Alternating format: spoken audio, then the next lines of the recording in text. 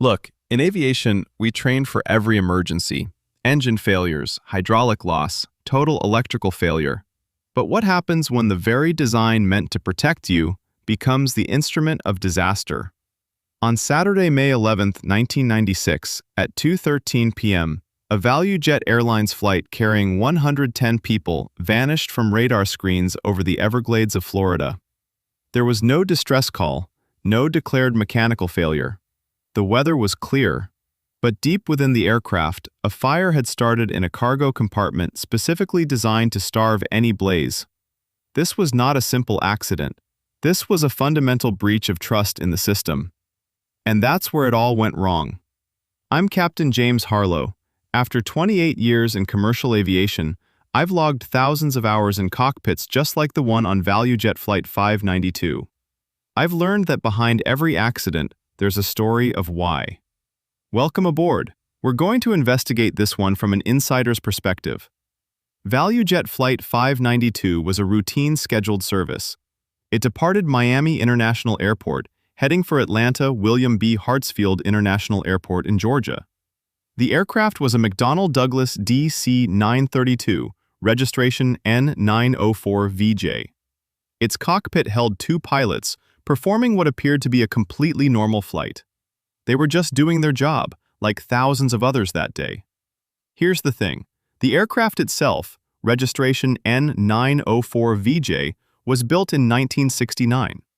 In aviation, an airplane doesn't have an expiration date, but an older airframe means accumulated flight hours and cycles. This particular DC-9 had 68,395 hours in the air and had completed 80,663 flights. To put that in perspective, imagine a car that's run for nearly 70,000 hours and started 80,000 times. It's a workhorse. The Pratt & Whitney JT8 D9A engines had served airlines for decades. But like any asset with that much operational history, it demanded rigorous inspection and maintenance. ValuJet Airlines was a newer, low-cost carrier in the mid-90s. Its rapid expansion and focus on affordable fares meant a lean operational philosophy. This placed heavy demands on their operational processes, from maintenance to ground handling. Such an environment requires absolute discipline in every safety protocol. On board were 110 people. They were passengers and crew making a routine Saturday journey, trusting that their flight would be like any other. They were unaware of the threat already present below the passenger cabin. Nobody saw this coming. The flight had taken off without incident. The initial climb was normal, the engines operating as expected. The pilots were focused on their checklists, coordinating with air traffic control, preparing for cruise. Everything appeared normal. But beneath them, in a compartment designed for luggage and freight, a different scenario was already unfolding. Pay attention to this detail. The cargo hold of a passenger aircraft isn't just empty space. It's a carefully managed area with specific rules about what can and cannot be carried, especially hazardous materials. On that day, something present in that compartment fundamentally violated those rules. This wasn't just a mistake. It was a failure of process, a lapse in vigilance, and a critical misjudgment of risk. It was a chain of events that began long before the aircraft ever left the ground. The morning of May 11, 1996, at Miami International Airport was a typical busy Saturday. For ValuJet Flight 592, preparations were routine. But beneath the surface, a critical error was about to be made in the forward cargo compartment. This particular compartment is known as a Class D cargo hold. It was designed to limit oxygen to naturally extinguish any fire. For this reason, it had no smoke detectors and no automatic fire suppression system. The restricted air supply was intended to starve any blaze, but the cockpit voice recorder, once recovered, began to tell a different story. What investigators heard on that recording, combined with the scattered wreckage and the recovery of key components, painted a grim picture that shifted the focus entirely. It wasn't a structural collapse or an external device. It was an internal enemy relentlessly consuming the aircraft from within. Here's the thing. Those chemical oxygen generators placed in the forward cargo hold were the central technical villain of this tragedy. Imagine a small, self-contained chemical reaction designed to produce oxygen for emergencies, like the masks that drop in the passenger cabin during a sudden depressurization. These devices, when activated, generate oxygen along with intense heat, sometimes upwards of 500 degrees Fahrenheit. Now imagine 5 boxes of these, full and expired, without their required safety caps, accidentally triggered in a confined space. This wasn't just highly flammable material. This was a fire starter that also brought its own fuel to the blaze. The forward cargo compartment, classified as a Class D cargo hold, was designed with a fundamental flaw for this scenario. Its primary safety feature was its sealed nature. The idea was that if a fire started, the limited air supply would quickly starve the flames of oxygen, causing the fire to extinguish itself. It was a passive system with no smoke detectors to warn the crew and no active fire suppression system to put out a blaze. This design worked well for fires that needed ambient air to burn. But for a fire that was generating its own oxygen, like these chemical generators, a Class D compartment became a pressure cooker for a conflagration. It trapped the heat and the self-generated oxygen, turning an intended safety feature into a deadly accelerator. You have to understand, the people on board ValuJet Flight 592 were just like any of us. Consider a young professional heading to Atlanta for a Monday morning meeting, catching this Saturday afternoon flight. Or a family returning home after a weekend visit to Miami's beaches.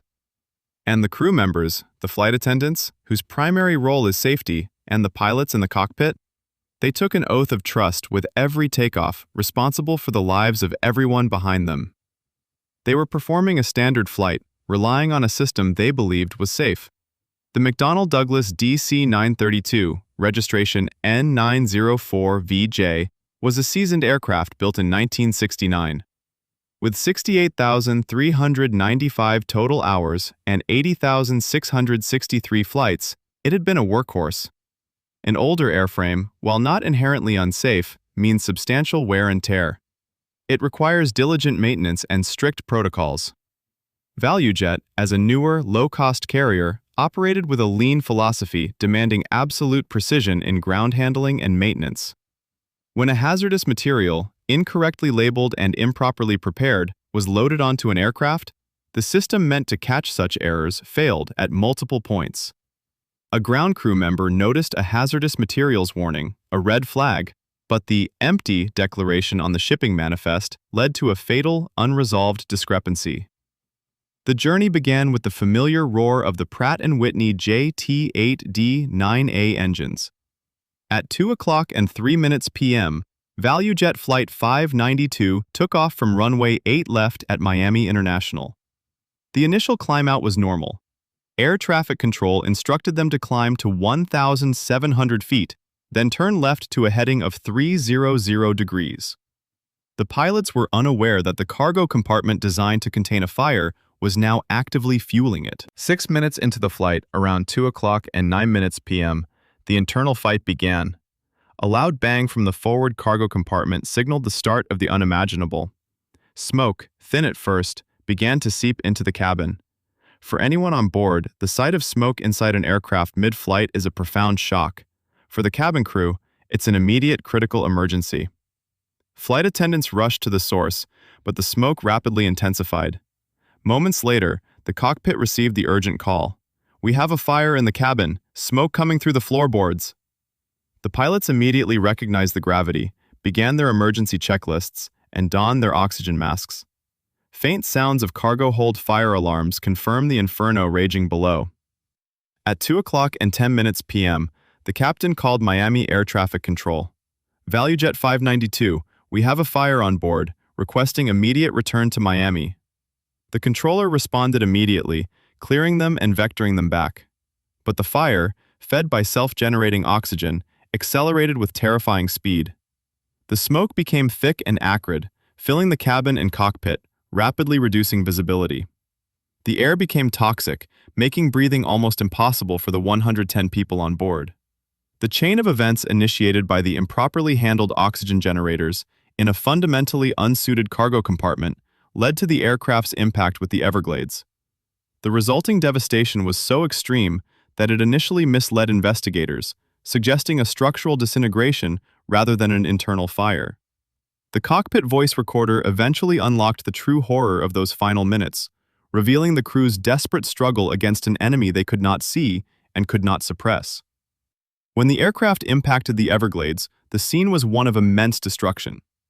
Initial search and rescue teams, followed by NTSB investigators, found a debris field spread over a wide area, much of it submerged in the soft, muddy marshland.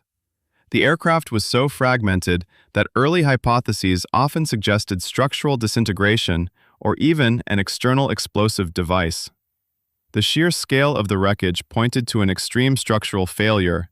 It simply did not look like a fire accident to many of us. For weeks, then months, recovery efforts were hampered by the difficult terrain. Investigators were effectively searching for clues to a puzzle they believed pointed to a structural collapse. The data they were gathering, particularly early radar tracks showing a rapid descent, seemed to support this. But the retrieved cockpit voice recorder, once finally recovered from the murky depths, told a profoundly different story. The crew was fighting an enemy within the aircraft, a silent, internal threat that had manifested as an intense fire. The recorder captured their desperate attempts to regain control of an aircraft consumed from the inside out, contradicting the initial assumptions of an external structural failure. At 2:11 p.m., the DC-932 was still descending. Its pilots were desperately trying to follow the vectors back to Miami, but the fire below was relentless. It was burning through vital systems, electrical conduits, control cables, and hydraulic lines that ran beneath the cabin floor. All of these are essential for flight control. When these systems fail, the aircraft becomes increasingly unresponsive to pilot inputs. Smoke continued to overwhelm the cockpit, making it almost impossible for the pilots to see their instruments or the outside world. They were flying blind, relying on memory and their rapidly diminishing physical senses. The air was thick, heavy, and searing hot. By 2:12 p.m., the cockpit voice recorder captured sounds of rapidly growing distress. Alarms blared throughout the cockpit, indicating multiple system failures. The airframe groaned under immense structural stress as the fire compromised its integrity. The pilots, fighting for their lives and the lives of the 109 others on board, pulled back on the yoke, applied rudder, tried every maneuver they knew to regain control. But the controls were failing. The aircraft banked sharply to the right, then pitched down abruptly, entering a steep, uncontrolled dive. The forward momentum became a rapid fall. The air in the cockpit was a suffocating mix of acrid smoke and the metallic scent of burning electronics. The pilots, their oxygen masks clinging to their faces, fought a fire they could not see, a force tearing their aircraft apart from within. The yoke trembled violently in the captain's hands. He pushed forward, then pulled back, applied rudder, but the DC-932 responded with sluggish reluctance. The altimeter unwound rapidly. Outside the smoke-filled windows, dense green sawgrass and dark water rushed towards them. Below, in the passenger cabin, screams cut through the roar of the failing Pratt & Whitney engines and the crackle of intense fire. Some passengers were clutching loved ones, their faces pale with terror. Others were bracing themselves, eyes wide with dawning certainty. The aircraft lurched, a severe jarring shudder throwing bodies against seats and bulkheads. The world outside the windows spun into indistinguishable chaos of green and gray. The right wing dipped sharply. The nose plunged towards the water, a dark reflective surface filling the windscreen. A wall of green. A final deafening shriek of tearing metal, a flash of white, and an immense crushing force. Then, only the profound silence of the deep Everglades.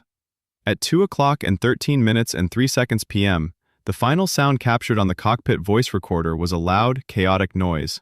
The violent impact of the aircraft with the water. The DC-932, ValuJet Flight 592, disintegrated upon contact with the Everglades marshland. 110 lives were lost in an instant. There were no survivors. Here's the thing. The pilots were fighting. Every instinct, every hour of training, every emergency procedure they knew was brought to bear in those final minutes. They tried to turn the aircraft, to pull its nose up, to counter the uncontrolled roll. But they were struggling against an enemy that had already won. The fire, consuming the aircraft from within, had severed the vital lifelines of flight control. Imagine trying to steer a car when the steering linkage has burned away, or trying to brake when the hydraulic lines are gone. That's the battle they faced. The electrical conduits, the hydraulic lines, the control cables, all were compromised, turning their inputs into futile gestures. The aircraft was no longer responding to human command. It was following the path of its own destruction, dictated by physics and the relentless inferno. There was simply no time, no system left intact, for any effective recovery.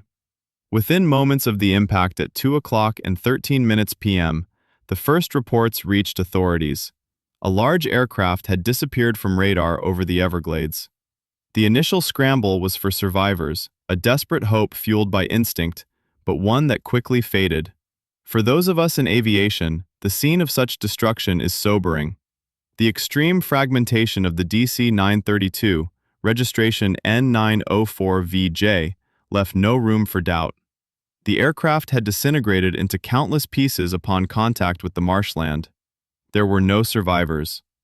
The news, as it reached Miami International Airport and Atlanta William B. Hartsfield International Airport, plunged hundreds of families into immediate, agonizing grief. The NTSB, already alerted, began the painstaking process of coordinating with local authorities, preparing for what would become one of the most challenging recovery and investigation efforts in their history. Every piece of debris, no matter how small, became a silent witness, holding a fragment of the truth that needed to be painstakingly pieced together from the depths of the swamp. First, the core cause of this tragedy lies directly with the chemical oxygen generators and the profound failures in their handling. These devices, designed to produce oxygen for emergency masks, generate intense heat when activated, temperatures easily exceeding 500 degrees Fahrenheit. The NTSB investigation revealed that the generators loaded onto ValuJet Flight 592 were not only full and expired, but they also lacked the required safety caps. This alone was a critical breach of protocol. But the most damning aspect was their deceptive labeling. Oxy canisters, empty. This single misrepresentation created a false sense of security for anyone who encountered the boxes, from the maintenance contractor employees who packaged them to the ground crew who loaded the aircraft. When these improperly prepared and labeled generators activated, likely through an accidental bump or vibration during taxi or takeoff, they became miniature furnaces. They didn't just smolder, they produced intense heat to ignite surrounding materials, and simultaneously pumped pure oxygen into the burning environment. This was a self-sustaining combustion event, an internal engine of destruction that no standard fire suppression system could have handled. This was a direct failure of basic hazardous materials protocol, a breach of trust in the shipping process that ultimately condemned the flight. It underscored the absolute critical importance of accurate labeling and proper handling for any item that enters an aircraft's cargo hold. Second, the inherent vulnerability of the DC-932's Class D cargo compartment design played a critical role in this disaster. The design philosophy for a Class D cargo hold was based on a specific principle: to prevent a fire from spreading by limiting the oxygen available to it. These compartments are typically sealed, with no active fire detection or suppression systems. The idea was that any fire, deprived of oxygen, would simply burn itself out. This design worked effectively for many types of fires. However, it was fundamentally unsuited for cargo that actively produces its own oxygen, like the chemical generators on ValuJet Flight 592. When those generators ignited, they effectively bypassed the entire premise of the Class D design. Instead of being starved, the fire was continually fed, escalating rapidly. The lack of smoke detectors meant the crew had no early warning from the cargo hold itself. They only learned of the fire when smoke began to permeate the passenger cabin. By that point, the fire was already well established.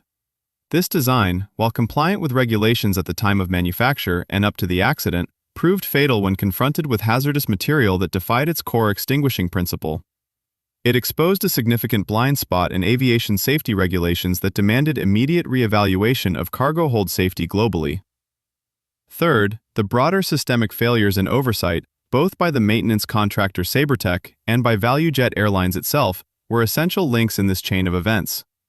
SaberTech was responsible for properly handling, packaging, and shipping these hazardous materials.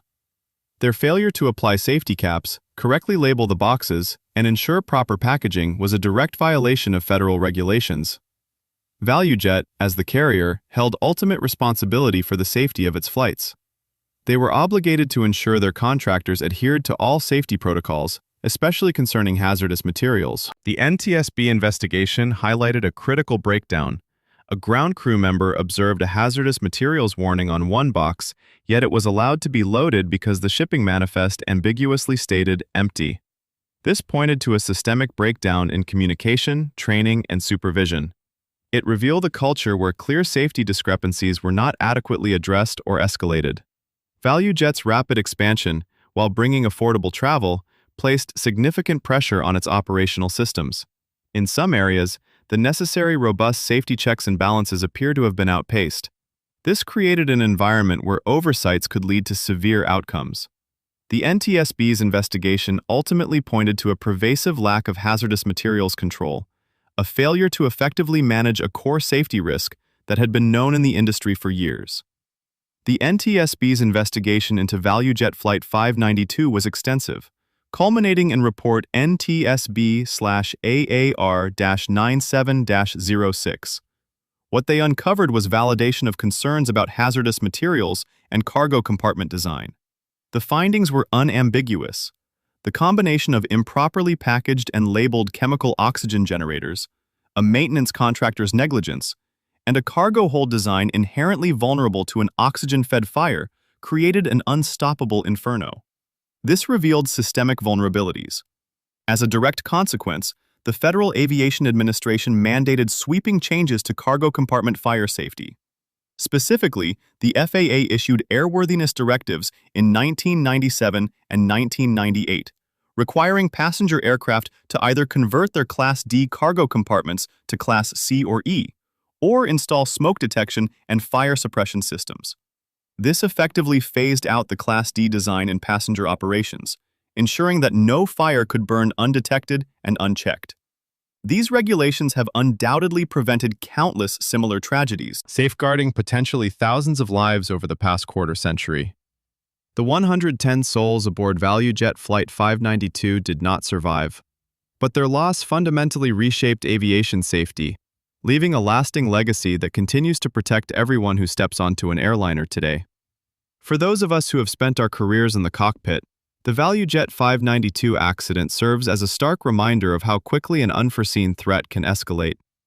Given what we've discussed about the Class D cargo hold and the nature of those oxygen generators, if you were the captain in that DC-932, receiving that first urgent call about smoke in the cabin, what would have been your immediate priority? Would you have focused solely on the return to Miami, or would your instincts have pulled you towards something else? Share your thoughts from a pilot's perspective if you have one, or from the perspective of an informed aviation enthusiast. We know these decisions are made in fractions of a second. This channel thrives because of an incredible community of aviation enthusiasts who want to understand the why behind these complex stories. If this analysis of ValuJet 592 deepened your understanding, please consider giving this video a like. It helps this content reach more people who share our passion for aviation safety and history. Subscribe to the channel if you haven't already. Becoming a member helps support the independent research and production that goes into every episode. Most importantly, I want to hear from you. Your insights and perspectives on these cases are what truly make this community valuable. Leave a comment below. Let's continue this conversation.